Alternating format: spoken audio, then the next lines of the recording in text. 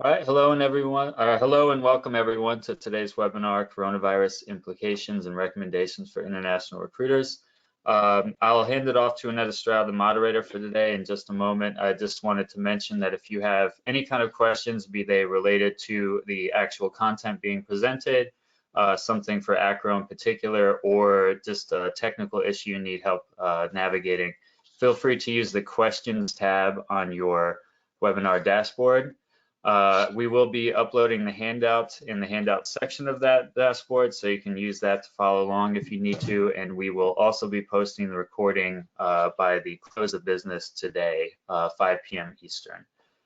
So without further ado, let me hand it off to Annette Estrada. Thank you. Thanks, Mike, so much. Greetings, everyone, and thank you so much for joining us this afternoon or wherever in time zone you may be. I'm Annette Estrada, Associate Director for Content and Curriculum with ACRO, and I'm very happy to welcome everyone to today's pertinent and very timely webinar, The Coronavirus Implications and Recommendations for Admissions, Registrars Office, and Recruiters. Before we get started, I just want to reiterate a very quick note on logistics. We will have time for Q&A at the end of the presentation. So although we won't be taking content questions verbally during the presentation, you may absolutely type questions as they occur to you at any time in the question board in your webinar dashboard. I will hold the questions until the very end and then go ahead and read them for David and Gavin. So today's webinar, the coronavirus implications, recommendations for admissions officers, registrars offices, and recruitment will address the current situation in the context of international student mobility, the impact on international recruitment efforts, as well as recommendations for higher education institutions and a set of resources as well. And with that, I'm very pleased to introduce the Sunrise team, Gavin Newton-Tanzer and David Weeks. Thank you both so much for being here with us. And with that, I will go ahead and turn it over to David. All right, thanks everyone for the introduction and to everyone at ACRO for making the webinar possible and for giving us the platform to talk about a problem that is, unfortunately not just a China problem, but is increasingly a global health crisis, and one that I think has wide-reaching implications for folks in admissions teams, senior leadership teams, and in registrars' offices. So my name is David Weeks. I'm the co-founder and chief operating officer of Sunrise. I'm going to give you a brief overview of basically a roundup of current events related to coronavirus as it relates to higher ed. Then we're going to explicitly identify some of the most significant implications that we're observing or predicting for higher ed professionals. And then my colleague Gavin is going to walk through some recommendations, particularly as far as that might affect your digital presence and ways that you can leverage technology to overcome some of the challenges posed by the coronavirus. This is part of a conversation that we've been having with a number of universities over the last couple of months. It was actually part of a conversation we had at the Chinese embassy about 2 weeks ago in DC, which the ACRO team was present for as well. Usually that presentation at the Chinese embassy is very clinical and talks about why study abroad is important. And that became instead a very heartfelt conversation from the minister counselor at the Chinese embassy about how this is an opportunity for US institutions to demonstrate their commitment to being good partners and working together in the long haul with Chinese institutions and with Chinese students. And I thought that message was particularly pertinent and important to keep in mind. So the coronavirus has been dominating global headlines. Let's actually just contextualize what we're talking about here, though. The coronavirus, or nCoV, is actually the coronavirus is a family of viruses, but the particular one we're talking about is COVID-19, or the Wuhan coronavirus. This was identified in a city called Wuhan in Hubei province in December of 2019. For most people, it is not a serious illness. In fact, most people have no symptoms or very mild symptoms, like a runny nose or a sore throat, maybe a cough, maybe a fever. But more rarely, this can be fatal or a very serious illness causing pneumonia for at-risk populations, in particular people who are over the age of 50 and in particular over 65, as well as people who have pre-existing health problems. So it can be very serious for people who are in these at-risk populations. What's so scary about it is just that we don't have any vaccines for it right now. The fatality rate is not certain. because we had incomplete data about the number of people who have actually been infected, because there are so many people who are probably infected who haven't reported or gotten tested because they felt fine. They had no cause or reason to expect that they, what might have this virus. So we don't actually know what the lethality rate is. Most people speculate it's below 3%. So this is the most recent data about the true scope of the coronavirus. I'd say that the most reliable source of data that's updated hourly is from the a particular department of Johns Hopkins. So you can see this URL at the bottom. This gives you the most updated information about new infections, recovery data, as well as where in the world it's popping up, what countries are leading. So you can see that China leads the world with 80,000 infections, followed by a really unfortunate and rapid outbreak in South Korea. Iran is another place where there's a particularly bad outbreak and where its health system is particularly ill-equipped to respond to something like this. And finally, Italy. And these are the countries that lead the world, although we're seeing a rise of infections in the United States as well as in continental Europe. So comparing it to other diseases, it's important to recognize that this is not anywhere near as severe as SARS or MERS or Ebola or Spanish influenza. This is, the overwhelming scientific consensus is that the lethality rate of this virus is less than 3%. And some scientists are saying it's as low as 0.1% because many scientists are saying that it's underdiagnosed, that there are many, many people who have it who are just not experiencing any symptoms at all. So with that said, one of the reasons why it's such a concern right now is that it's possible to be spread without showing transmission, or without showing symptoms. So it is quite contagious. So how does this spread and what's the cure? So genetic sequencing has been done on this, so we do know what the genome looks like. Test kits have been developed. People can be diagnosed within 30 minutes now, which is a big improvement. Experimental vaccines have already been developed by the People's Liberation Army, so by the Chinese military, but safety testing as far as the effectiveness of it, as well as the safety of it, is still very incomplete. Scientists are expecting that this could take up to another year to complete safety and effectiveness testing. In terms of, one of the big questions we're getting right now is masks. So is it important? Would it be useful to distribute masks to students on campus? Our answer is the same as the WHO's. So the WHO says a medical mask is not required and no evidence is available on its usefulness to protect non-sick persons. Essentially, the WHO is saying that you shouldn't buy a mask unless you're sick or unless you're caring for a sick person. Surgical masks in particular are not effective because there are holes in the masks that are larger than the size of the virus itself, which means that the virus can pass through a surgical mask. It is useful, however, if you're feeling symptoms, to wear a surgical mask. If you are traveling in an extremely high-risk situation, like you're traveling to China or South Korea, then perhaps you would consider buying an N95 mask, which is more akin to the mask that we would use to counter air pollution or something like that, which has a much smaller opening that allows air in. You would definitely want to keep a 1 meter distance away from people that display symptoms. Wash your hands regularly. Make sure you wash your hands for 20 seconds when you wash them, and observe standard respiratory hygiene, coughing into your elbow instead of into your hand. The latency period for this virus is 14 days, which means that you can be asymptomatic and not experience any negative symptoms while still being able to spread the disease for 14 days, which is concerning.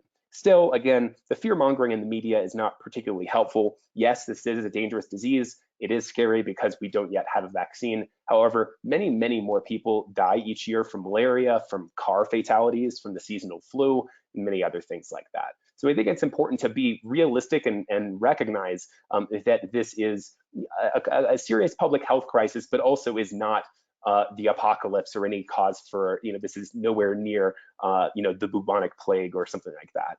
So it's important to be realistic about the threat that we face. So first we'll talk about the responses in Hubei province, then we'll pan out to China, then we'll pan out to the other places that have been affected by more recent outbreaks. So the virus first broke out in Hubei province, and the government really began a response that was unprecedented in human history in terms of its extent as well as its forcefulness. So you have 4 cities in Hubei which put together have a population of about 16 million people who are under complete basically they live in completely sealed cities. So there's basically the flow of people in and out of these cities is completely limited. Unless you're transporting food or medical equipment, no people are allowed in and out of these 4 cities. We've never really seen a quarantine of that size in human history. China also built a hospital in a week, and it built a second hospital within 10 days. In Wuhan. So, you're seeing, I think, an unprecedented marshaling of health resources to try to combat this. And it wasn't too little, but unfortunately it was too late. By the time the government really got behind such a forceful response, it had already spread beyond the borders of Wuhan. So on Chinese social media, we're seeing an overwhelming outpouring of support for people from Wuhan. We're seeing this saying, Wuhan jiayou, which means like, go Wuhan, or like, don't give up Wuhan. Generally people are very supportive and sympathetic towards people who are in these quarantine cities.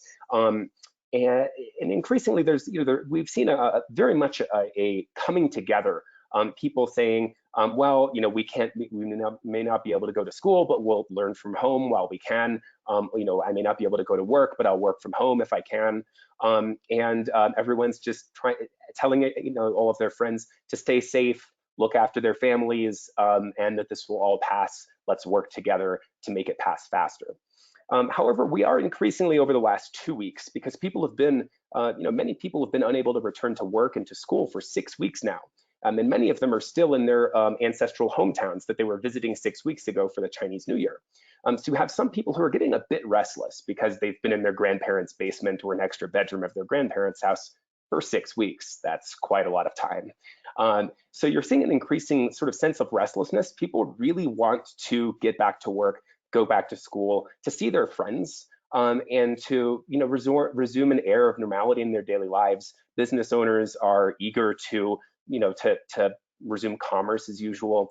You're getting a sense that people are perhaps a bit frustrated at the very slow resumption of normal life. So that's sort of what we're seeing in terms of sort of people-to-people connections right now. Nationwide responses in China were pretty unprecedented as well. By government orders, most businesses were not allowed to be open until at the earliest February 17th. Many businesses, including our own in Beijing, wasn't allowed to reopen until March 2nd. You still had nationwide limitations on public gatherings and large-scale events. So pretty much any conference organizer for the last 6 weeks has been unable to put on their event. And we're seeing extensive internal checkpoints, both between cities and inside of cities, between different districts. Companies are now allowed to be open, but there's still some limitations from the government, most notably that agents, so education agents or training organizations, many of these companies are not allowed to do offline training activities, which would include study abroad advising or private sector college counseling services. Most of those are still being required to run online. Now, the school year has been profoundly disrupted by this because, for most Chinese high schools and universities, they essentially extended the winter break for between 2 and 3 weeks. And then, as time went on, it became evident that they would not be able to open up their campuses and resume a normally scheduled semester. So instead, there's been this very hasty migration to online classes and online learning.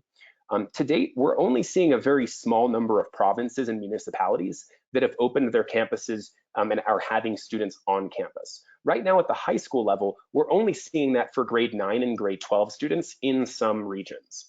So grade 9 and grade 12 have to be on campus as soon as possible because they're going to be taking the Zhongkao or the Gaokao. So they're going to be taking the National High School Entrance Exam or the National College Entrance Exam. So because they're facing a very high stakes test in a couple of months, they feel, the government feels pressure to allow these students to be on campus first. But For the overwhelming majority of Chinese primary through university students, it is a massive experiment in distance learning. Now, when school restarts in China, we expect the resumption of normal campus life in China to move in phases. First, it's going to start with the bare essentials. Students are going to be allowed to live on dormitories if there's dorm options in that particular school. And you're going to have the resumption of normal mandatory classes that are part of the mandatory curriculum. However, school administrators are going to have very few incentives to take any risks. So I expect that there's going to be extensive restrictions on invitations for outside guests and on large-scale student activities or student events. In short, a Chinese university administrator has no incentive to allow a presentation from a foreign university or from an outside guest speaker, or to allow a sports game to happen on campus. Why would they take that risk? It's a marginal improvement in the quality of campus life, sure, but there is an infinitesimal but existent risk that there will be another outbreak of the virus on campus, and that would become a nationwide news story. So the incentive structure, unfortunately, is just not working in the favor of international recruiters and those who are in the business of international education right now. When school returns in China, the teaching faculty are going to have an immense amount of ground to cover because there is both, a certain number of weeks of school have just been canceled, and you have to make that time up. And then with the hasty migration to online classes, there's just been a generalized sense that the quality as well as the depth of material that's being covered just isn't the same when it's done online. Other things that we think that admissions and registrars offices should be paying attention to is a possible decision to delay the Gaokao and the Huikao. That's particularly for our colleagues in undergraduate offices. Reason for that is that Gaokao is the national college entrance exam, and the Huikao is the Chinese high school graduation test. And these two tests are the most important exams that students in the public school system in China are taking.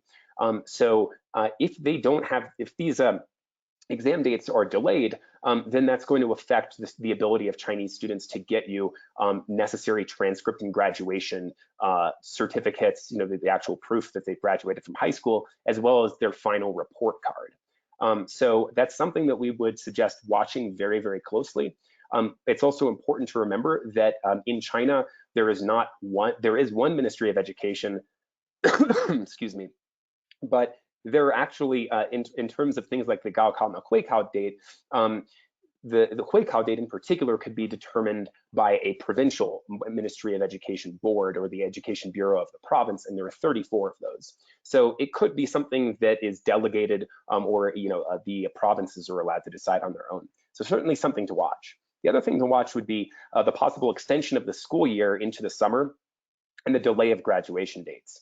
We think that this would be the worst case scenario for a lot of Chinese universities and high schools. We don't think they want to do this, but it is possible that even with the cancellation of some holidays or with clawing back of, say, some Saturdays during weekends, converting those to school days, even with those measures, it's possible that they're just not going to be able to make up enough time, similar to having a really bad blizzard and not having enough snow days. So let's think about things beyond China. Excuse me if I'm coughing a bit. I have a bit of bronchitis, not coronavirus, I promise. Responses outside of China have mostly focused on places where there have been outbreaks of more than 1,000 cases. So schools in Japan, South Korea, Hong Kong, Italy, as well as the United Arab Emirates have been closed with classes. Some of them have migrated classes online. Some of them have simply extended the spring break from being a 1-week thing to being a 3 or 4 week thing. All universities in Italy, as well as China and the UAE, are closed until April as well. So you can see the resumption dates of each for high school in each of these places here. The United Arab Emirates made their announcement yesterday, and I believe that their resumption date is going to be on April the 5th.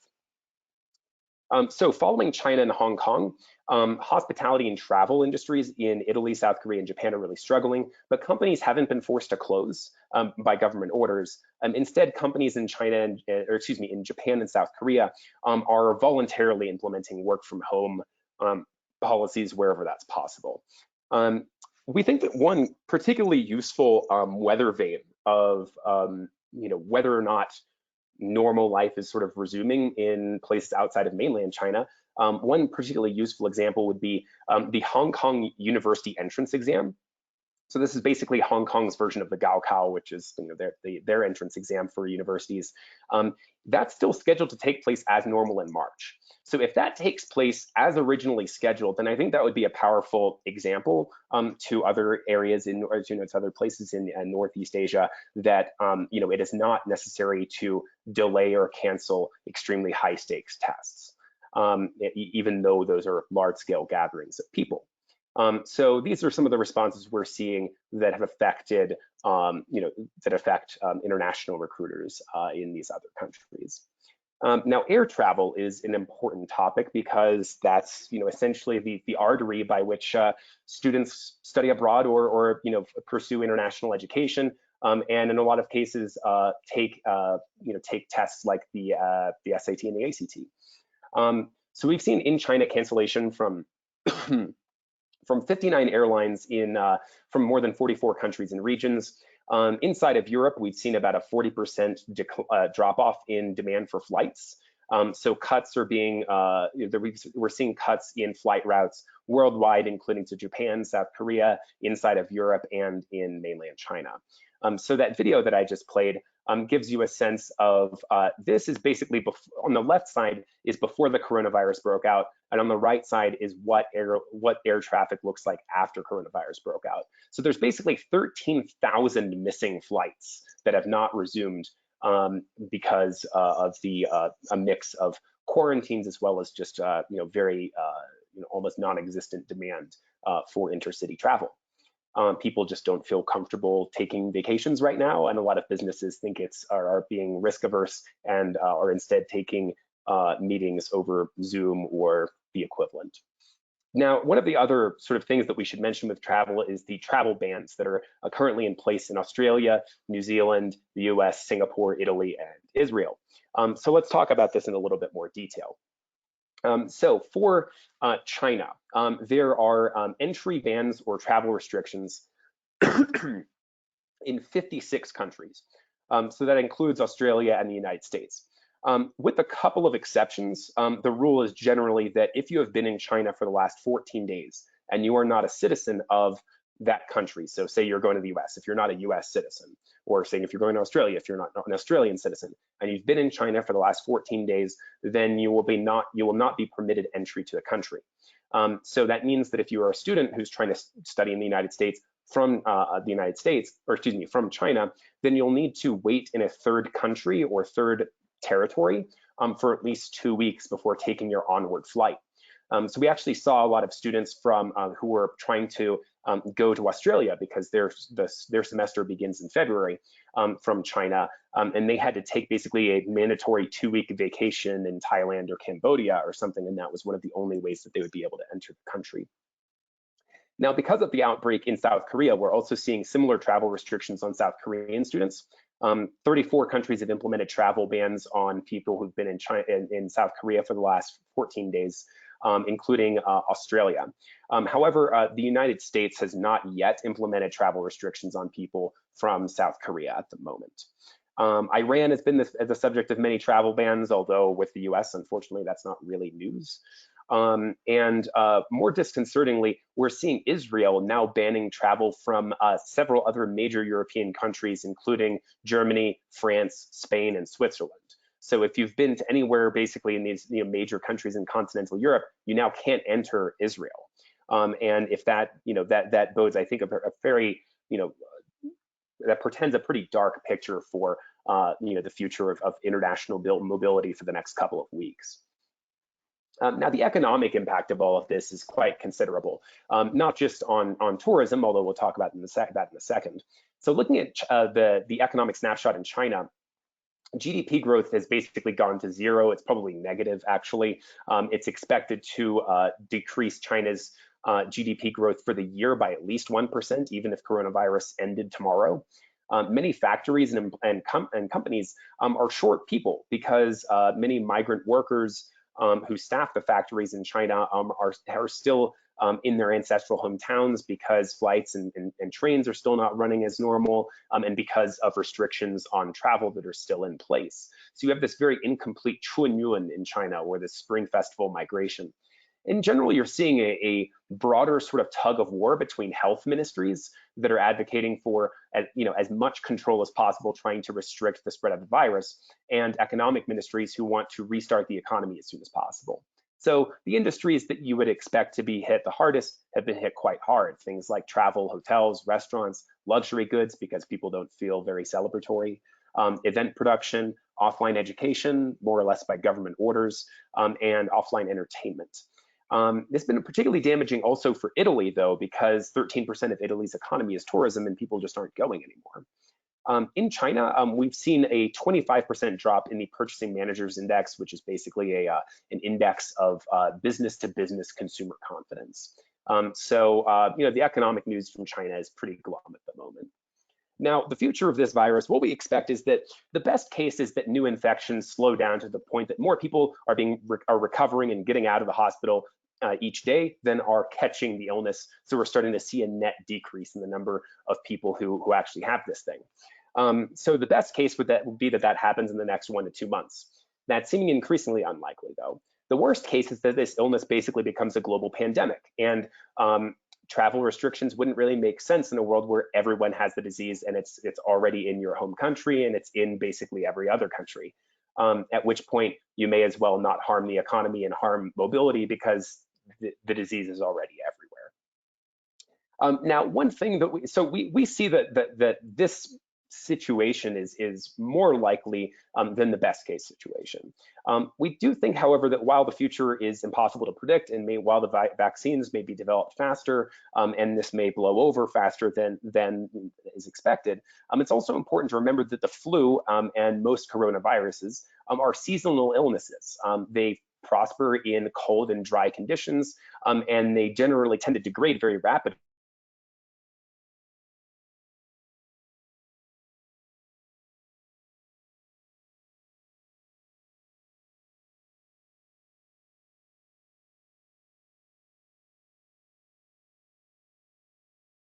Australia and the United States will probably maintain their travel restrictions for the foreseeable future, at least into the summer, until we see a decline. While the Trump administration is particularly sensitive to the economic impact of the crisis at home, both the Trump as well as the Morrison administrations are fairly politically conservative, and it is big political risk to lift a travel restriction and then risk another outbreak happening in your country. So let's talk about what this means for international recruiters and people who support international students, including registrars' offices, people who have to make sense of the credentials and what's actually happening in the Chinese and other education systems right now. So first, on campus, we think it's important to coordinate a response with ISSS, admissions, the communications teams, and ultimately the teaching faculty that work with these students. So first, beginning with students from Hubei, but also more broadly from China, South Korea, and Italy. These students may need more support from your ISSS team, so we think it's important to talk with them regularly, advise them on spring break travel. Should they be allowed to, should they be going home for spring break? And if they choose to go home for spring break, what does that mean for their ability to when they come back to campus to resume classes as normal? Also, we think that it's important to begin mapping out a decision tree for that same question for the student's summer holiday. We also expect that there's going to be greater mental health needs across campus, both for students from these territories as well as beyond, because it is a pretty nervousness and an anxiety-inducing topic. Global pandemics are scary, and particularly for people who are young adults who've maybe never experienced anything like this or have never heard of SARS, that might not be a living memory for them. It can be particularly scary. For students from the affected territories, we also think it's relevant to consider what this does to a family's financial situation, particularly if the student's self-funded. If the family is unable to pay tuition on time, we think that it's a worthwhile thing to think about offering tuition forbearance or allowing them to pay tuition slightly late in light of very challenging economic circumstances. If the families, if the parents work in tourism in Italy or work in the hotel industry in China, then they may have a very reasonable argument to be made about how they've encountered hard times. The campus medical center should have a humane, dignified, and professional process in place for dealing with students who have symptoms. We think that it's important that as your campus develops a coronavirus response, that it's also important to work with the communications team and communicate with your students about separating legitimate health concerns from misinformation and especially from racism. We've seen some disconcerting reports and heard anecdotal evidence about students who just appear Asian or of Asian heritage, but actually have no connection with any of the affected territories, who've been they sneeze in class and people think they have coronavirus or something like that. So we think that it's important to work with everyone on campus to make sure that good information is being shared. Now, this, of course, isn't without implications for education abroad. Study abroad programs in China, South Korea, Japan, and Hong Kong, as well as increasingly Italy, are being canceled. Many Italian study abroad programs in Italy, particularly in southern Italy, have not yet been affected, but particularly those in northern Italy and in Milan in particular have been affected. What do we do with these students, and how do we assess the grades and the credentials that are being produced this semester? I think it's a very difficult question. Some students are being required to take online replacement classes for their study abroad programs that have been canceled from the home campus or from a third location. The thinking goes that students, it's too late in the academic year to just take classes back at the home campus, and payments for tuition and all this have already been made to to an external institution or program provider. So the student essentially has to take this class online.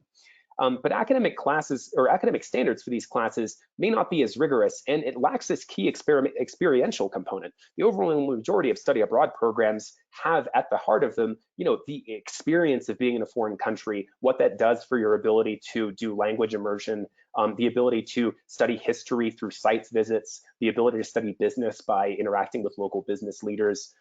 These are sort of irreplaceable things, but I think it's important to ask the question, what is the program doing to replace those key experiential components? So we think there's a controlling interest as you assess these somewhat peculiar transcripts that are going to be coming out of study abroad programs this year. We think that there's a controlling interest in not punishing a student for events that are beyond their control. A lot of the time, this was a combination of force majeure events and a decision that your university made. It's not really their choice. So that they're in a less academically rigorous context, we don't think that should work against them. So it's probably unsurprising that recruitment travel has been significantly affected. We did a survey about a month ago of US universities in regards to their travel plans to China, and we found that 70% of them had canceled some form of events. It's essentially certain that all events scheduled through April are going to be canceled in China and South Korea.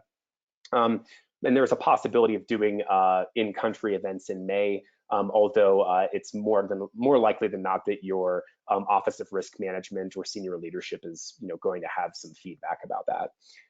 One thing that we thought was particularly noteworthy is that API, which is basically NAFSA, but specifically for Asian universities. It's like the largest inter-Asian international education conference in the world, about 3,000, 5,000 people. API was canceled this year, and it was meant to be hosted in Vancouver. So increasingly, we're seeing an increased possibility that major international conferences that have international participation but that are hosted inside of the US have been canceled. We've also seen that in other tech contexts like the world's largest game developers conference. Increasingly recruitment travel is we would say less likely to happen as normal. Our recommendations are as follows. So first, We think that your school should demonstrate that it cares about these affected territories by launching a donation campaign or helping support your existing Chinese or Korean student organizations who are probably already doing this. So do what you can to try to actually move the needle, raise some money to actually fight this disease and provide medical equipment for people who are affected. Next, let's talk about some implications for admissions and SIOs. So Australian universities, I think, are probably the best example of crisis management here because they were so hard hit. Because their semester started in mid-February. They had 106,000 Chinese students who were unable to enter Australia. Most of them were doing essentially this 2-week-long period where they would live in a second country and then enter afterwards. So study abroad programs in China, South Korea, and Italy for the fall are less likely to be canceled, but recruiting for these programs is going to be very challenging. So I think it's important to talk to your inter-university partners in these territories, manage expectations. Visa services were temporarily suspended in China, so that means that most students can't get a visa appointment until May. So we think that it's important to have your ISSS team work closely with students there and make sure that that we're all clear that and make sure that students have enough time to apply for a visa. We think that now more than ever is probably an important time to review your test optional policies and consider carving out at least a temporary test optional or test flexible policy. The main reason for this being is that the February dates for basically all of the standardized tests were canceled as well, and then all of the tests in China for the March testing date in China, as well as for Chinese students, as well as in South Korea, as well as in some other areas for the SAT has also been canceled. So that means that you really have while it's untrue that this was the only opportunity for students to take the SAT or the similar exams, it still means that there's one less opportunity out there. And for students who can't afford to fly back and forth across the world to take a test, this is just one more barrier standing in their way. Now, we think that it's also important for credential evaluators and registrars' offices to consider how you're assessing students who are going through the current academic semester, essentially all online, which is true for mainland China, South Korea, and Hong Kong. Generally, these classes are, particularly in the public school setting, are not very good. There's no classroom discussion. It's essentially recorded lectures and then kids taking exams, and there's not very good exam security, obviously, because they're taking tests from home. However, international schools in China, we've heard, are doing things quite well, and there's quite good classroom participation and ability to have virtual discussions. Also, the process for getting official transcripts and letters of recommendation is going to take longer with schools that are out of session or have limited staff. So we think that it's important to have some kind of intermediate policy for Chinese students where they can send you an unofficial transcript, and then once their institution reopens and they can use the stamp that verifies that the transcript is real, then they can provide you the official transcript at a later date. We'd also advocate for monthly or bi-monthly reviews of travel permissions rather than saying that no one can go to East Asia for the next 6 months or something. Instead, we think that it's important to track the situation as it's happening in real time. So with that said, I'm going to now turn the floor over to my colleague Gavin, who is going to talk about how you can adjust your digital strategy and and re-examine, use the coronavirus as an opportunity to re-examine your virtual presence. Awesome. Well, thank you very much, David, for that excellent introduction. I want to make sure we have time for Q&A, so we're going to dive through this as fast as possible.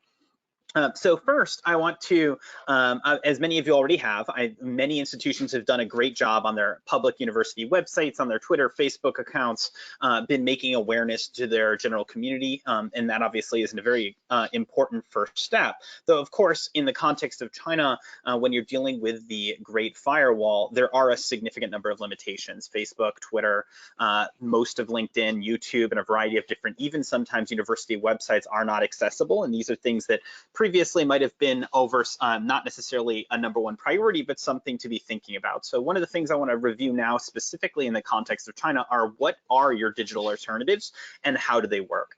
The first thing that I would always like to emphasize in this context is that you always want to know what your institution looks like on the Chinese internet. And what I mean by that is functionally the way that Chinese internet works is you have intranet, which is actually in the Chinese, basically for websites that are hosted inside of China on either an Ali server, a Baidu server, etc., and then the internet, which is Google servers, AWS, etc. And the way that the functional Great Firewall works is that for any internet query or search that goes through a Chinese search engine ultimately gets sent through basically two areas, one in Beijing and one in Hong Kong, to access the internet. The general situation as a result is that most global websites tend to open very, very slowly, including university web pages, particularly if they have links to, say, your Facebook or YouTube accounts or other forms of multimedia that are ultimately blocked inside of China. And so one of the first things I highly recommend that everyone does is actually make sure that you evaluate and look at what your presence looks like on the Chinese internet, on Chinese search engines, and on Chinese social media. So this give you a very quick example here. Here's just a quick example, not to call anybody out, but of University of Southern California, when you actually look, and unfortunately, because of how the Great Firewall works, it is automatically prioritizing websites that are in country first. So it's a variety of advertisements from Chinese agencies, whereas an institution like University of Oregon that does have a local Chinese page hosted on intranet can ultimately have their search results be much, much higher because it prioritizes those local sites and those local engagements. So one of the first things I highly recommend, I tell all of you should do, Baidu yourself, 360 yourself, so that's another major Chinese search engine, Sogo, Sohu, your Chinese colleagues or your Chinese student workers can take you through these search engines and help you with that very easily. Of course, on these search engines at the moment, the vast majority of searches that are appearing are actually about the coronavirus and impacts that the coronavirus is having. And so one of the things you should be aware of are the types of queries that people are actually having. And so this is an example of Chinese Quora or Chinese Reddit, which is a site called Zhihu.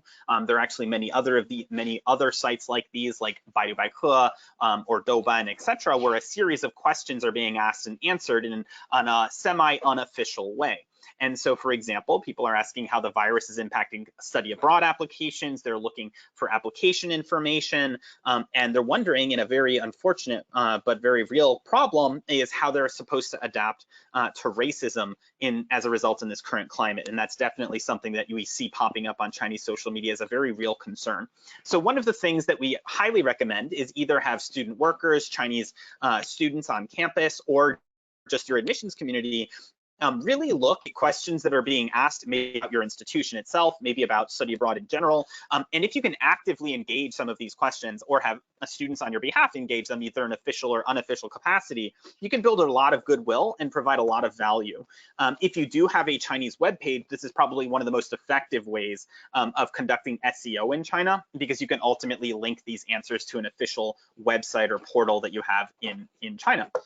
Another thing that we highly recommend you do, if you have not already, is on Chinese social media portals, not just on your Facebook or Twitter, make sure you're posting a message of solidarity. It can be similar to what David mentioned, the Wuhan Jiayou, like Go Wuhan message, or share information about what you're doing to support these students on campus. It can be a donation campaign or any other types of resources that you're providing to students in need. But ultimately, the whole purpose of this is first to support your students on campus, but also to demonstrate in a greater sense that you support the Chinese community as a whole. And the reason that's so important is because there has been some unfortunate articles popping up on Chinese social media that it says basically that global universities see basically Chinese students as a paycheck, and as soon as there's a problem, they kind of drop the ball.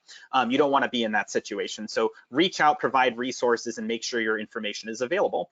On Weibo in particular, we've seen a number of examples of successful donation campaigns, which have created a large amount of engagement. So for example, generally, while you do have to be very careful with donation campaigns in China, there are definitely some unofficial, not great donation campaign. You've even seen some examples with charities like the Red Cross sometimes having issues. So be very careful about this. But if you have Chinese student associations on campus that are actively running donation campaigns and you can get behind it and make it sort of a university-wide initiative, it can be highly effective as well.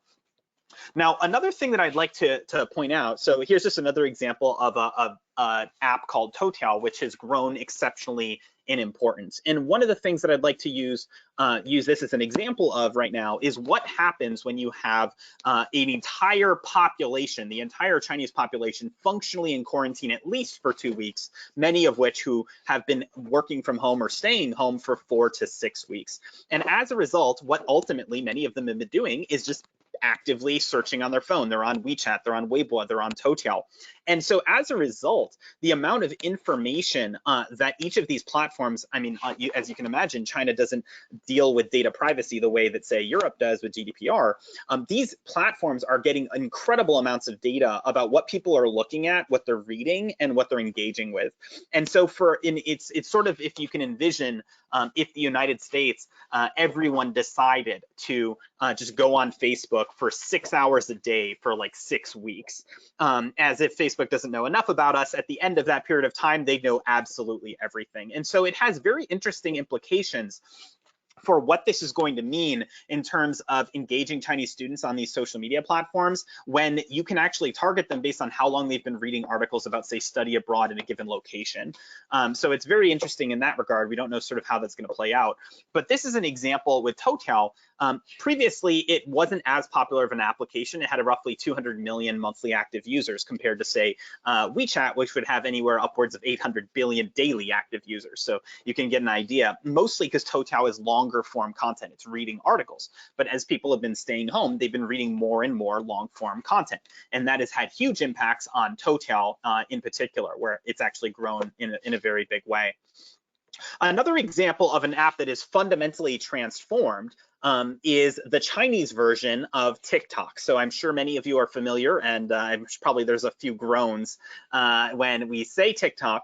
But fundamentally, Chinese TikTok is a different app. It's called Douyin, which owns the global version of TikTok. And because of this, the coronavirus has actually evolved in a very interesting way. So it used to be a lot of very silly videos where people dancing around or showing food or not making fun of different things or doing some AR videos. But now it's evolved to have a large number of citizen journalists, individuals documenting their lives or sharing information. So this video that I'm playing here is an example that we've actually seen of the government, where they're actually leveraging this short video platform and are posting minute and a half long videos in support of Wuhan and in support of the people suffering on the front lines of the coronavirus. And so the reason why this is very interesting is to see sort of how this platform, which originally was just for funny videos and posting short content, is now becoming something a bit more than that, and something that we definitely recommend watching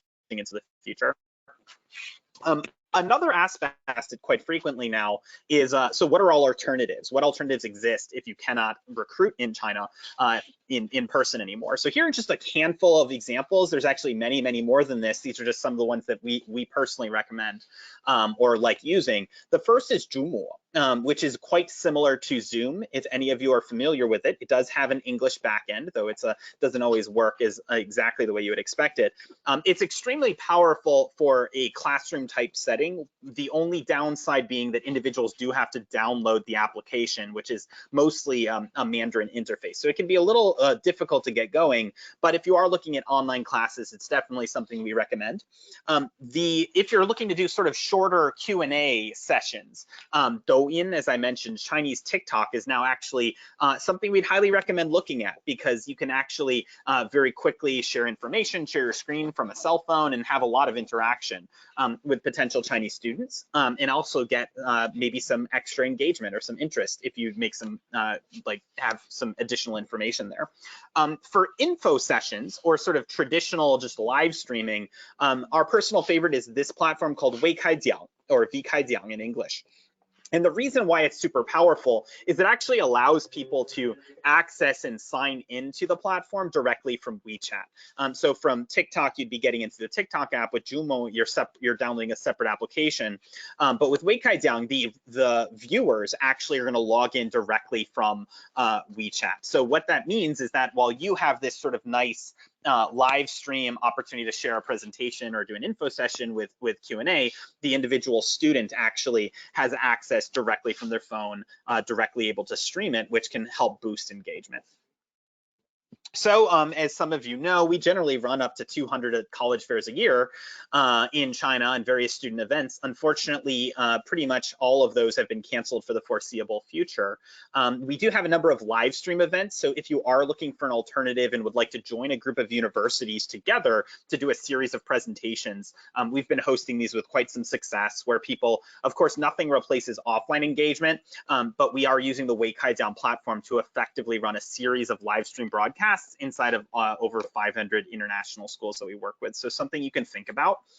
Additionally, probably the biggest source of sort of pain point at the moment for counselors that we're hearing about is they don't know how this is changing application requirements. So some people are changing deadlines for applications, they're changing test policies, they're changing financial aid deadlines, or even certain other aspects of how they're evaluating students because they might need more holistic evaluation given the circumstance. So if you have any changes to your admissions policy, whether it be testing, financial aid, etc., that information is all being made available on the China Test Optional Initiative site.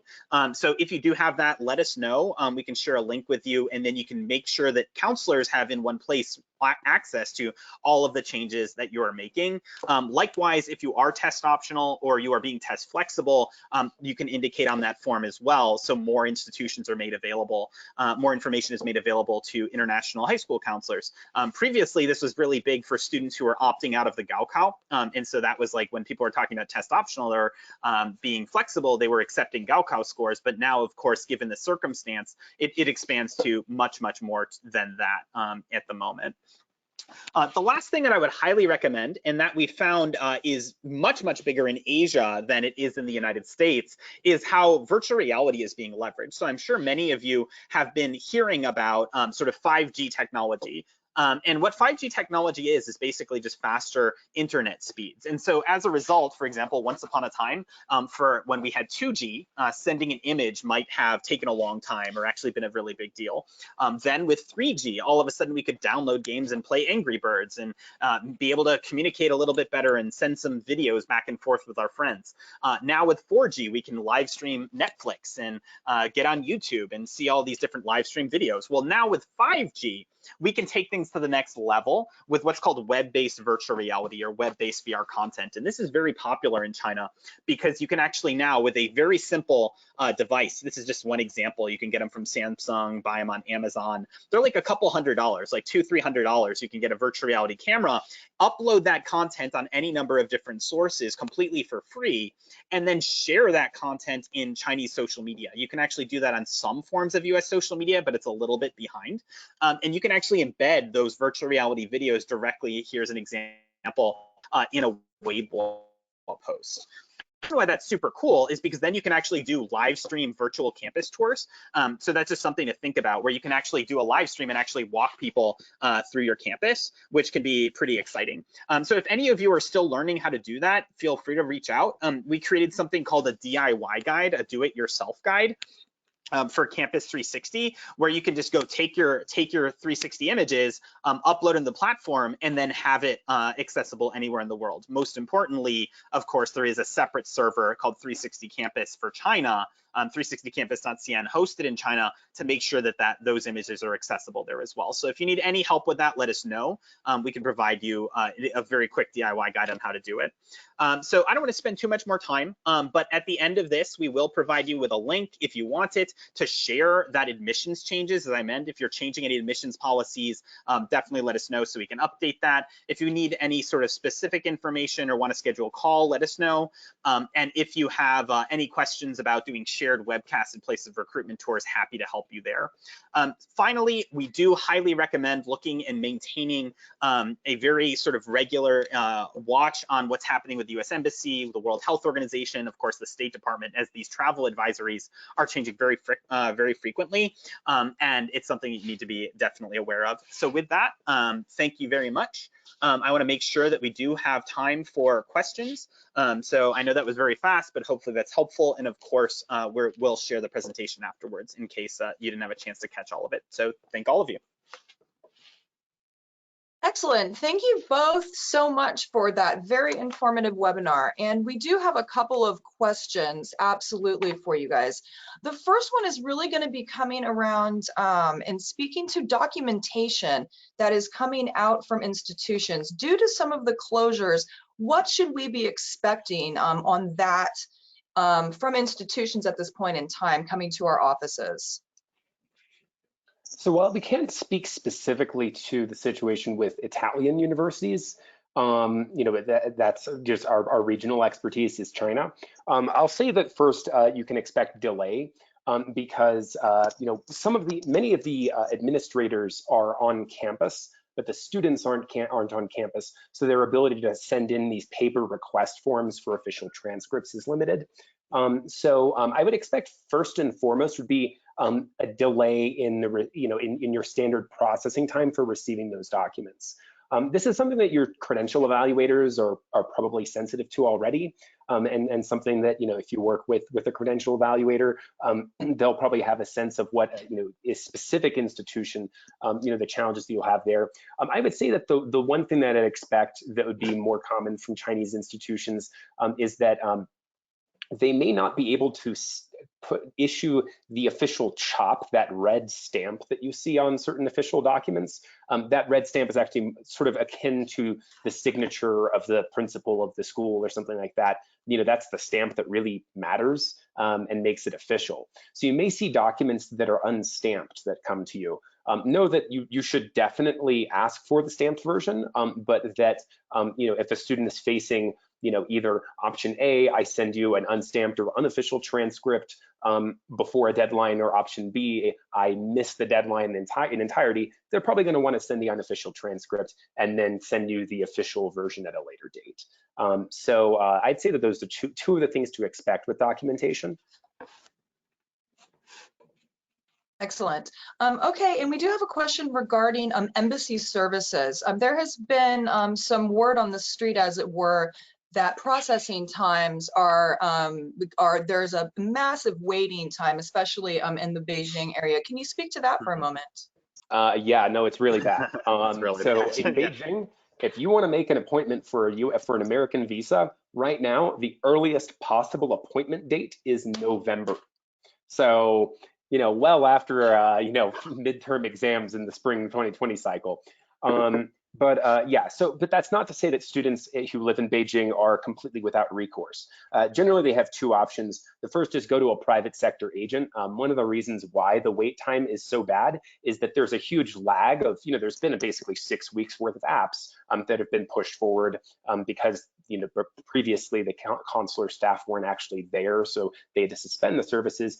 B, the problem is they don't have enough people, right? Like not all of the staff have returned. And then C, all of the private sector agents and processor companies have sopped up many of the available appointments. So these are some of the problems. So students basically can go to a private sector agent. Generally, it costs a little less than $200, $300, but is actually a service that I think is worth doing. And then they can also go to other consulates. So only Shenyang and Wuhan, unsurprisingly, are closed. So they can go to Chengdu, they can go to Guangzhou, Shanghai, etc., and they can get appointments in around May. So not ideal, but a heck of a lot better than November, and still doable in terms of an application window.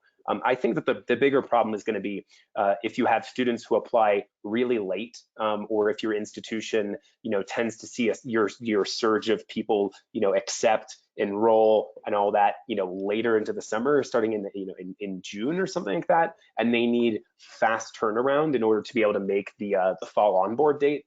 That's, I think, going to be the more challenging population.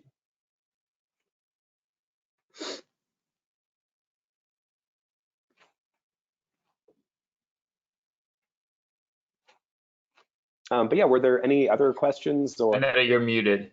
Oh, thank you. Sorry. Wow, November, that's very interesting. And have you guys heard anything about other Asian countries restricting access from people from the United States? So if it was going to happen anywhere, it would happen in China first, because China is China loves to restrict things in response to things like this. So yeah, we've not seen. I mean, if you look at like the global like rankings for the number of infectious cases, the U.S. isn't very close to the top. I think that a good proxy for this would be China's treatment of people from South Korea and Japan, because there are a lot of travelers, both business and tourists, and international students from those countries coming into China. So right now, China has is in some places is requiring quarantine for these people. But right now there is no indication that they're going to exercise that option for the United States. But essentially, I would look at what are they doing for people from continental Western Europe, because there has been a rash of outbreaks in France, Spain, and Germany. And then what are they doing to people in South Korea and Germany? If you wanted to see a complete picture of the best case guess of what the future of treatment of Americans in China is, I'd look at those 5 countries. Excellent, thank you. And we are just getting to the top of the hour, so we will go ahead and break, but thank you both, Gavin and David, for spending your afternoon with us. It was an incredibly interesting and, again, timely topic to be discussing. We do have a couple of questions that we weren't able to get to, but we will go ahead and pass those questions on to Gavin and David, and they can go ahead and respond directly to you. And thank you all so much for joining us today, and we hope to see you at other ACRO webinars and upcoming events. Thank you all so much. And again, thank you, David and Gavin, very, very much, and thank you, Sunrise. And with that, have a wonderful rest of your day.